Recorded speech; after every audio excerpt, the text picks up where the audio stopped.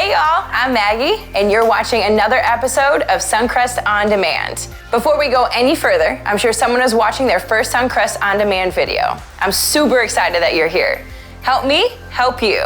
Text the word Suncrest to 94,000. When you do that, we'll send you a digital gift card directly to your phone for some coffee, simply for getting this far in the video. Now, here's a tip for everyone watching. Make sure you have the Suncrest app. When you use our app, you get insider access to things like past content, upcoming events, stuff to help you, your kids, and your students engage with their faith journey, and much, much more. Actually, if you're looking to take a next step in your own faith journey right now, our app is the best tool to use. You can find the Next Steps button right on the homepage. Take a look right now to sign up for baptism, join a group to find your people here at Suncrest, or join a serving team and make a difference. In our app and on our website, you can also partner with us financially. Your generosity makes a huge difference in Northwest Indiana and beyond through starting new churches. So, on behalf of all of us, thank you for using your finances to change lives. Here's how the rest of this video is going to go. We're going to experience some music. In fact, let us know a lyric you found meaningful in the live chat or comments. We're going to experience communion. Each week we focus on the sacrificial love of Jesus through a simple meal. So, now's the time to gather some food and drink to represent Jesus' body and blood. After the song is done, I'm going to put up a timer on the screen. Feel free to eat and drink when you are ready. After communion is done, we'll listen to this week's message. Once that's done, let us know something meaningful you heard in the live chat or comments. Let's get going.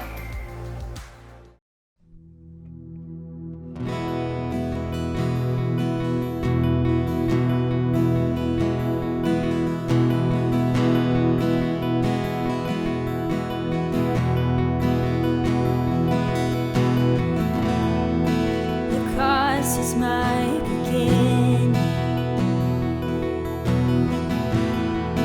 The line drawn in the sand, the end of all my strife. Now I am born again.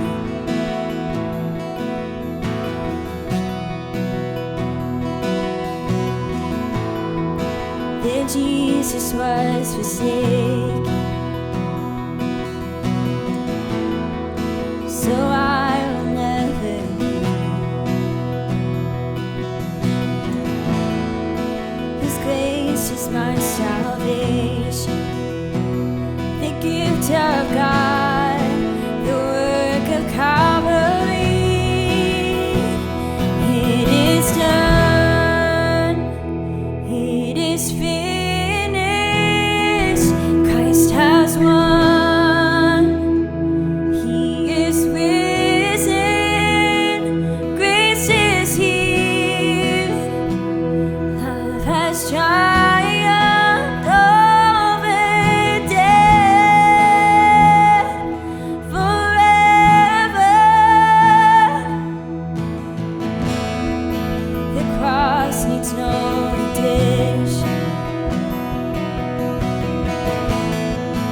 His mercy is complete.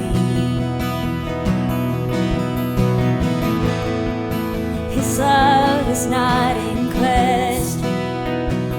The Son of God has spoken over me. It is done. It is finished. Christ has won.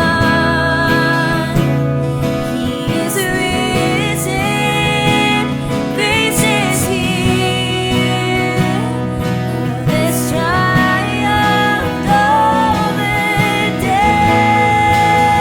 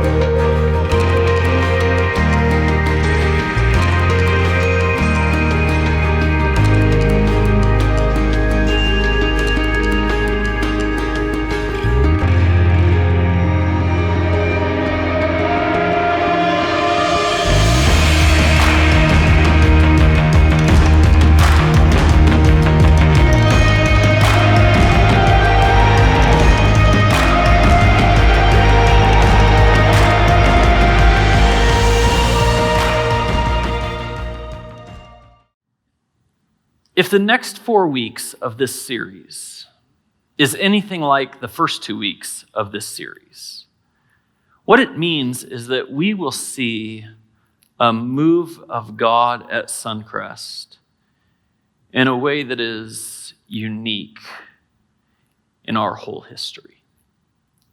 And I want you to know that when I say we'll see a move of God, I don't use the phrase move of God flippantly. I don't mean just the pastor way of saying the program worked or the sermon clicked. I literally mean a move of God that is essentially unexplainable in any other way than people having a personal encounter with God. You know, if you've been around Suncrest very long, you know that sometimes the series I teach, they're basically just as good for someone who isn't a follower of Jesus as those people who are, because there's wisdom in the scriptures that are good for everyone. God created the world. He knows how he created us. He knows how relationships work. That they're useful. They're good, whether you're a follower of Jesus or not. But when it comes to real second chances in life, not artificial second chances, not the kind of second chance where you feel it for a moment and then you're stuck back where you were, but real second chances in life, these kind of second chances,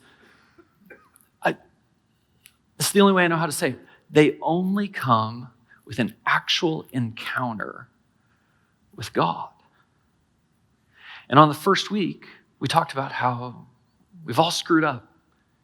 And some people who have really screwed up and maybe wondered whether they could ever get past that because of an encounter with God, took the steps and are living free.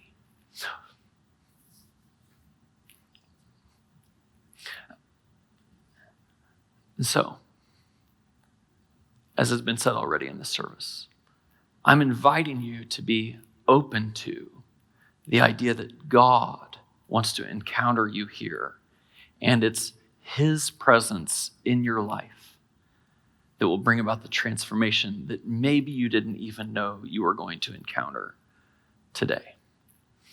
You know, I use this chart as often as I can. I want people to know kind of the story of God and how he laid out the world and the story of our lives. You know, the world was created, it was perfect, it was beautiful. Brokenness came when we rebelled against God. Christ came and brought redemption to the world. And then our work is restoration, and God's promise is that ultimately all things will be restored. And then I tell you often enough that actually that's not just the world's story, that's our story. And I want to take just a moment, if you'd let me, to personalize this a little bit. I want you to think about this chart and put the word my in front of each word, and then think about your life story. So, my creation. Don't let your mind go too far on that one, honestly. You know what I mean? Anyway, so your creation, well, Jesus is the one who said, be like children who are innocent. And there's something beautiful about children who are innocent and haven't yet been polluted or embody the broken parts of this world. But then we have to say, my brokenness. And this is actually the one I want you to sit in for a little bit today. Because I have brokenness in my life. Some of it is self-inflicted brokenness. I've made choices that I regret. They've messed up how I think about the world. They mess up some of the relationships that I'm in, my brokenness. And I trust that you have brokenness too. But some of my brokenness was not because of things I did. I received the shrapnel from someone else's choices, their rebellious choices, and it impacted me in a negative way. I was wronged, and it seems unfair. And I want you to think about your brokenness tonight. There is your redemption and your restoration. But one of the ways that we think about brokenness is that it's because trouble has come in our lives. Jesus actually said this. He said, in this world, you will have trouble. And I think one of the helpful ways that actually therapists and counselors and psychologists are helping us to see this today is that we start to attach trouble with the idea of trauma in our world, in our lives. That when we experience trouble, it creates trauma inside of us. And actually, over the last year, I've learned a lot more about this and how it works in our lives. And I wonder if this resonates with you, because there's really three kinds of trouble or trauma that gets at my brokenness and your brokenness. The kind of trauma that most people think about is what you might call big T trauma. You had an event in your life, and it was dramatic. It happened to you. Someone really wronged you. They really cheated you. They really hurt you. And you go back to that, and it shapes you in certain ways. But big T trauma is not the only kind of trauma that shapes how we relate to the world around us. There's also, some would call, little t trauma. And little t trauma, this is very important, is trauma that if it happened to someone else, it may seem insignificant to them, but when it happened to you, it hit you in a uniquely traumatic way. You know, it may be true that all over town, parents called one of their daughters fat. And maybe everyone thinks, oh, you should be able to blow that off. But I know the story of a little girl whose dad called her fat. And for the rest of her life, she carried it with her in a very real way, and it became part of the brokenness of who she was. So there's big T trauma, and there's little t trauma, and then there's what you might call chronic T. That is the idea that you live in an environment that's full of brokenness, and because you live in that environment, it has its way on you. You can almost think of this brokenness as a common brokenness, that we live in a broken world, and so we experience this kind of traumatic experience all the time. And you can think of it as acute brokenness, that an event happened and it shaped you. But I never want us to miss this. It was Jesus who said, in this world, not the world that is to come, not your afterlife, not the world that was created before we lived in this broken world, but in this world, you will have trouble. And today I want to talk to you about the times that you've been on the receiving end of what someone else has done, the trauma that was not your fault and not of your own doing, and how that shapes you and how God might have a second chance for you today. Now, I'm going to use kind of a simple playground imagery. So think about this with me. When someone gets pushed, people respond in various ways. Now, this is going to sound goofy because I never do this, but I need two people actually to come up here real quick. How about you two? Thanks. Front row. Why not? Why not? Come up here really fast. And don't go to the steps. You're both strong and whatever. Get up here. Yeah. All right, I need one of you on one side and one on the other. Here's the question. Which one of you wants to push me? Sure. Of course, Maurice is the one who wants to push me. All right, push me. Like, how hard? See, isn't this awesome? Like, how hard? You think you can push me down? I don't know. Oh, all right, how about that? That was good. That was good. All right, now, I want you all to picture this. Stay up here. I want you all to picture this. Elementary school, on the playground, there's a bully. Oh, no. Oh, well, you were the one who volunteered to push. So there's a bully, and they push me, even though I didn't do anything wrong, right? She pushes me. Now, what are my options? I'm going to suggest to you, just think about that situation. There's basically four ways that people respond to being pushed, right? Option number one, I can decide to push them back. Come here.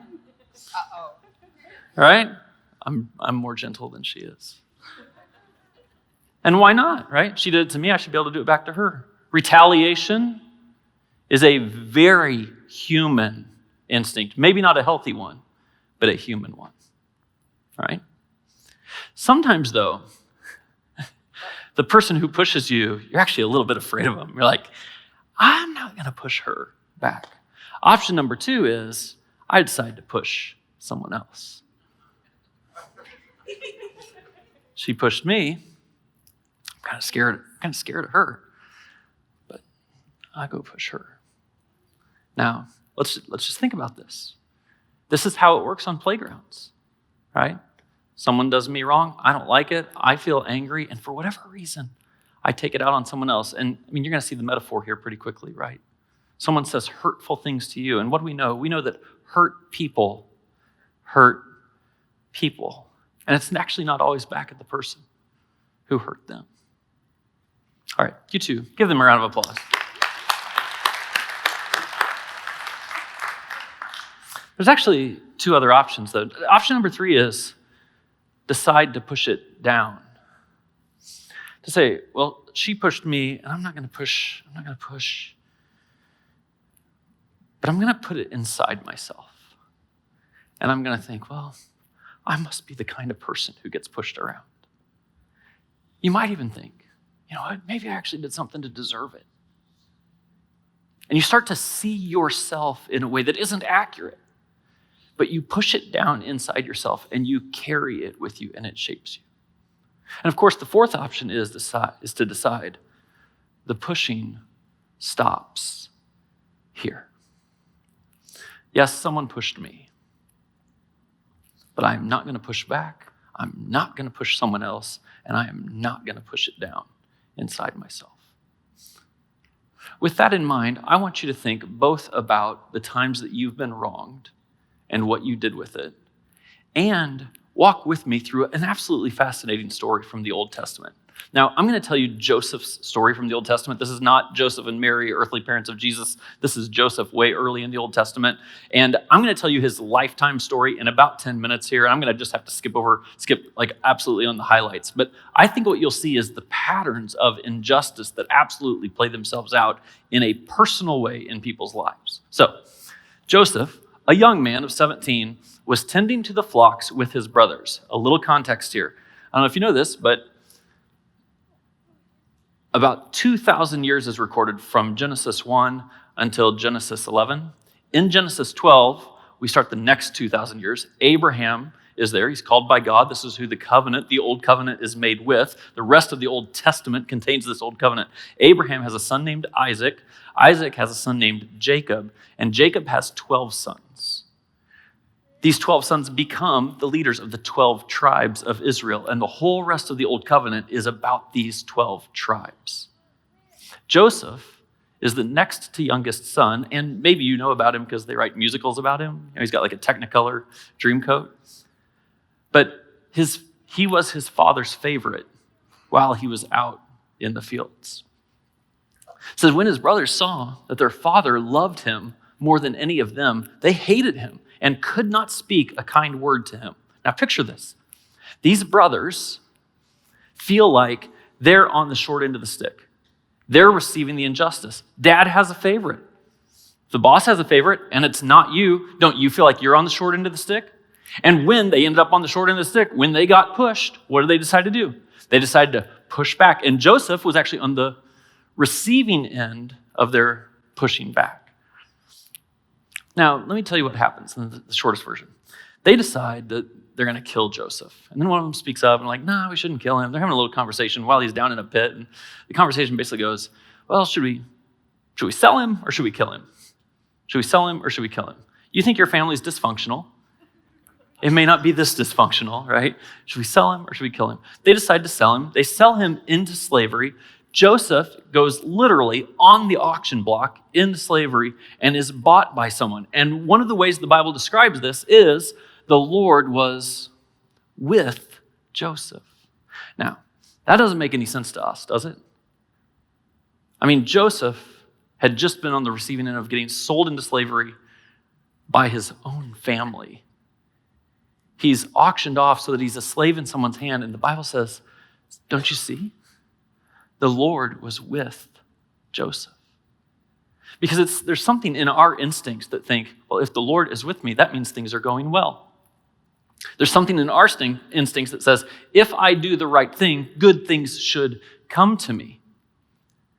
But it's worth stepping back for a second if you're going to have an encounter with the actual God of the Scriptures, to remember that within Christianity, there's never been any sense, any promise that bad things shouldn't happen to good people. I know it's personal, and I know it hurts, and I know it can absolutely make you look up to say, God, where are you? The answer is God is with you. And how do I know this about Christianity? It's because don't miss the story of Christianity. Christians actually believe that the worst possible thing happened to the best possible person, and out of that injustice came the redemption of all mankind. So never for a moment, allow yourself to place God on the hook for saying my life ought to be a consistent experience of justice and fairness. In fact, most of us, of course, want justice and fairness when the injustice comes to us. And we do not want justice and fairness when I'm the perpetrator of injustice. So Joseph was sold into a house of a guy named Potiphar. And it says from the time Potiphar put him in charge of his household, from that time he put Joseph in charge of his household and all that he owned. The Lord blessed, not Joseph, the Lord blessed the household of the Egyptian Potiphar because of Joseph. All right. So Joseph's responsible. He's getting more and more responsibility. Things are going well. He's put in charge of the whole house, still a slave. Scene change. Now Joseph was well built and handsome. And after a while, his master's wife, Potiphar's wife, took notice of Joseph and said, "Hey, come to bed with me." And Joseph said, "My master has withheld nothing from me except you, because you are his wife. How then could I do such a wicked thing and sin against God?" Now, when you're kind of sorting things out theologically and spiritually and like, where is God in all of this? Many people would have, in Joseph's shoes, not thought, how could I do this wicked thing? I'd be like, well, yeah, if God's treating me like this, maybe I should just go do my own thing. But there's something about the power and the presence of God, the idea that God was with him. So, Joseph resists her, and then she decides to accuse him falsely of raping her. And when he's falsely accused of raping her, he is put into prison, into the dungeon. The passage says Joseph's master took him and put him into prison, the place where the king's prisoners were confined. But while Joseph was there in prison, the Lord was with him. The Lord showed him kindness and granted him favor in the eyes of the prison warden. Now, let's just have a little perspective here, right? Because I'm reading this as a human being just like you are, and I'm like, oh, this is the goodness of God, that I'm in prison and the prison warden likes me. But there's something going on here about Joseph's presence with God. Then, two of Pharaoh's servants are put into this prison. One of them is a baker, and one of them is a cupbearer. A cupbearer is kind of like the lead servant. He's the one who will taste the wine before the king or the Pharaoh tastes it, just in case someone poisoned it, and he'll take the dive. But these guys were both in prison. For whatever reason, they were in bad shape with Pharaoh. And then on one night, they both have a dream. And the cupbearer says, "Oh, I had this dream." And Joseph's like, "Actually, I can interpret dreams." And he tells him the dream, and Joseph says, "Oh, this is good news for you. In 3 days, the Pharaoh is going to lift up your head, and you're going to be returned to your position as a cupbearer, and it's going to be awesome." The baker actually is like, "Hey, that's awesome. I had this dream. What happened?" And I mean, this is kind of the short version of the story, but Joseph's like, wah, wah, wah. Pharaoh's actually going to lift off your head, and you're going to be killed in the next 3 days. And that's what's going to happen. And then Joseph, after he tells the cupbearer about the good news that's going to happen, this is what he says to the cupbearer. He says, "When all goes well with you, remember me and show kindness. Mention me to Pharaoh and get me out of this prison. For I was forcibly carried off of the land of the Hebrews, and even here I've done nothing to deserve being put in the dungeon."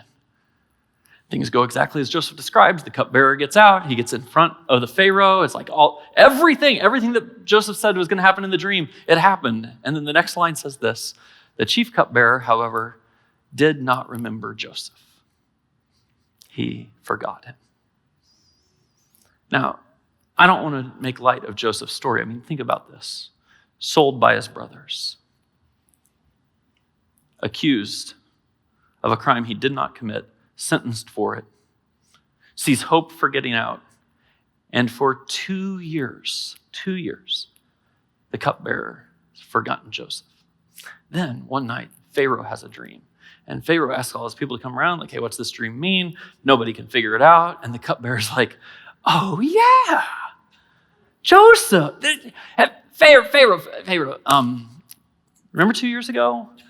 I was supposed to tell you about this guy, but you'll definitely want to know about him now because he interpreted my dream when we were in prison, and he's really good at interpreting these dreams. So they bring Joseph out. I'm sure they get him cleaned up, shave him up a little bit, looking good in front of Pharaoh. And this is what it says. Pharaoh said to Joseph, I had a dream, and no one else can interpret it. But I've heard it said of you that when you hear a dream, you can interpret it. And I think it's so fascinating what Joseph says in reply. Joseph says, I cannot do it. It's almost like Joseph wanted to make sure at every step of the way he was not leaving God out of the equation. And that by not leaving God out of the equation, that was actually the pathway to him experiencing a second chance from the injustice that he felt. He said, I can't do it, but God will give Pharaoh the answer that he desires. He gives him the dream. Joseph interprets it for Pharaoh. He says basically this is what it means. You're going to have 7 years of great crops. It's going to be awesome, but then you're going to have 7 years of famine. And so while you have the 7 years of great crops, you need to make sure that you store up what's happening, all these crops, so that you're not in tough shape when the 7 years of famine come. Pharaoh believed it. He looked around like, well, who's going to handle this? Actually, Joseph says, you need to find someone to handle this for you. And Pharaoh ultimately decides, Joseph, you'll handle this for me. And he actually put Joseph in charge of making sure that the grain was stored up. And this passage says, Joseph was 30 years old when he entered the service of Pharaoh, king of Egypt.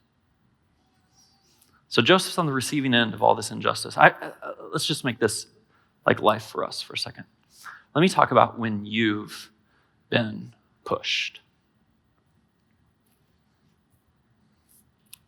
Let me go back to your brokenness for a second.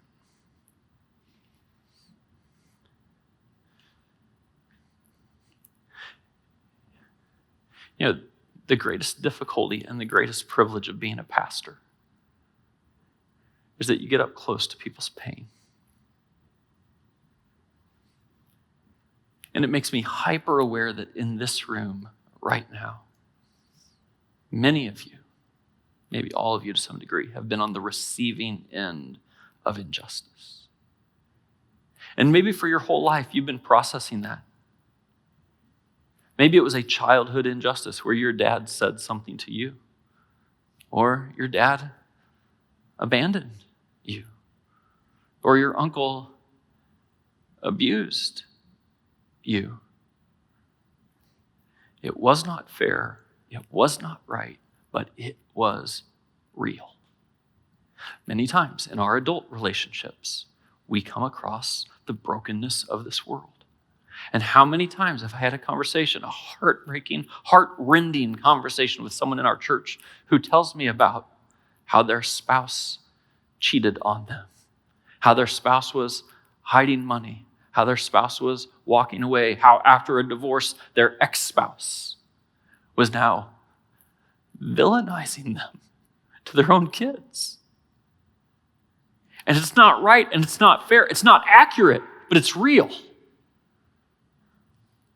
And we should all pause for a second and think, well, what do you do when that happens? Do you push back? Do you push somebody else? Do you push it down inside yourself? Or do you say the pushing stops here? It happens in our workplaces. The boss does have a favorite, and it's not you. You're part of the family business, but you're not part of the family.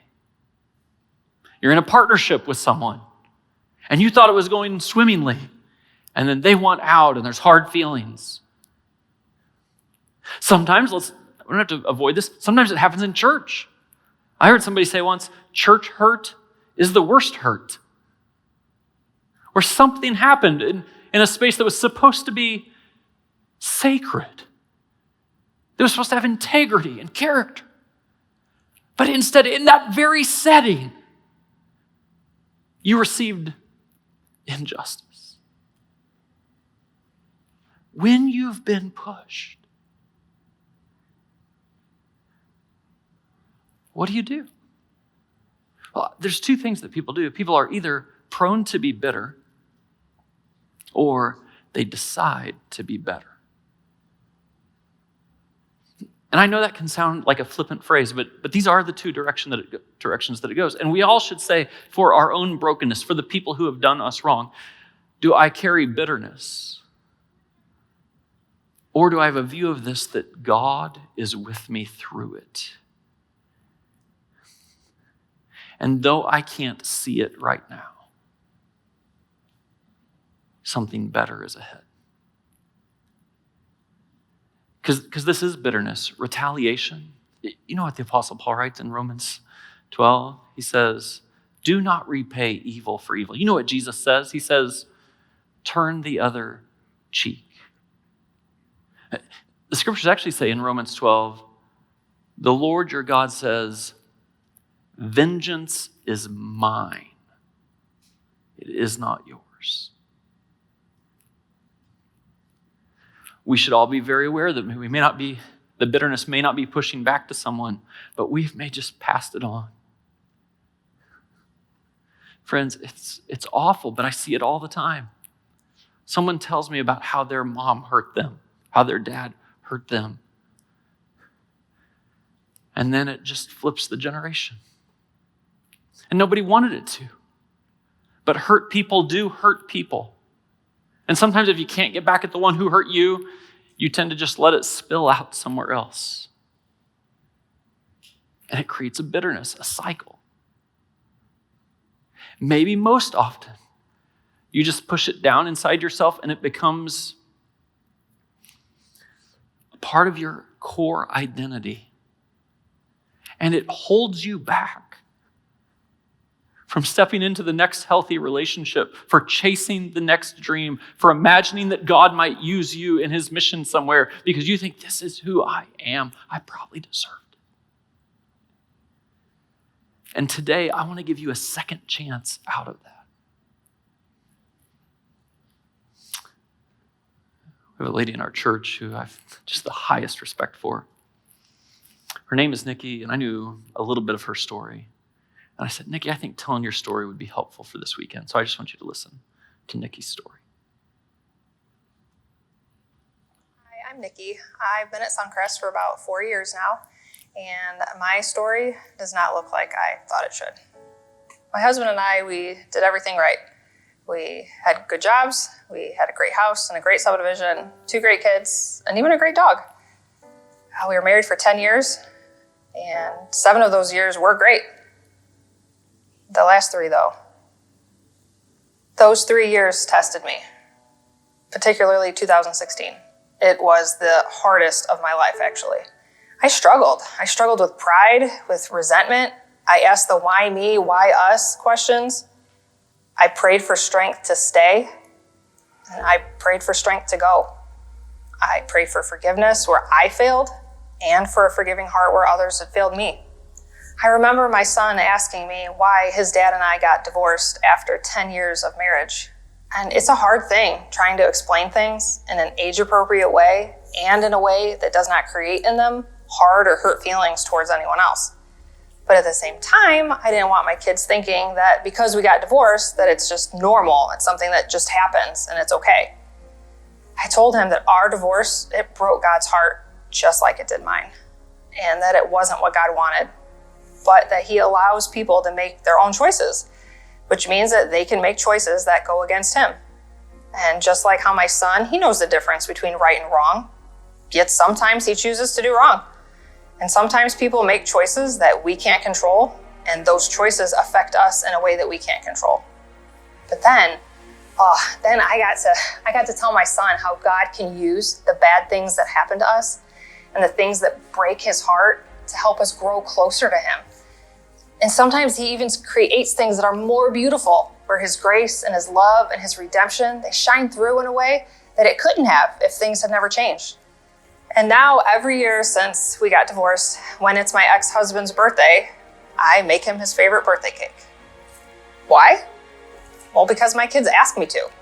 It's important to them, so I make it a priority for me.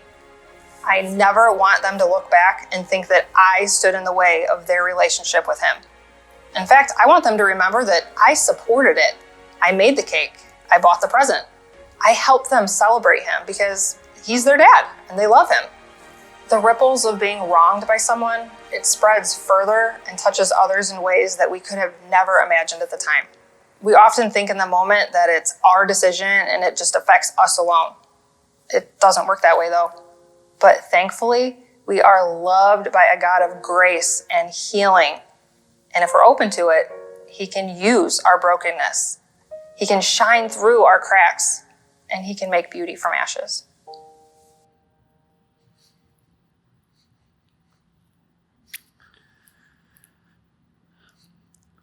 So there were 7 years of plenty, and then all these years of famine.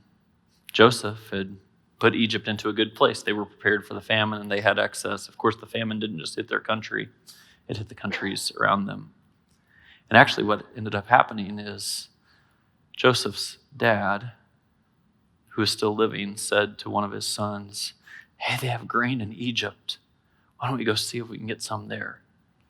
And Joseph's brothers, the ones that sold him into slavery, come to Egypt looking for grain. When they come, Joseph realizes these are his brothers, but he does not reveal to them who he is. And he actually puts them through some tests to test their sincerity and to learn about dad and how well he's doing. And eventually they come into a room, and it's such a dramatic scene because I think the pain is always real in these settings.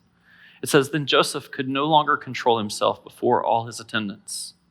His brothers are in the room, and he says, 'Have everyone leave my presence.' So there was no one with Joseph when he made himself known to his brothers.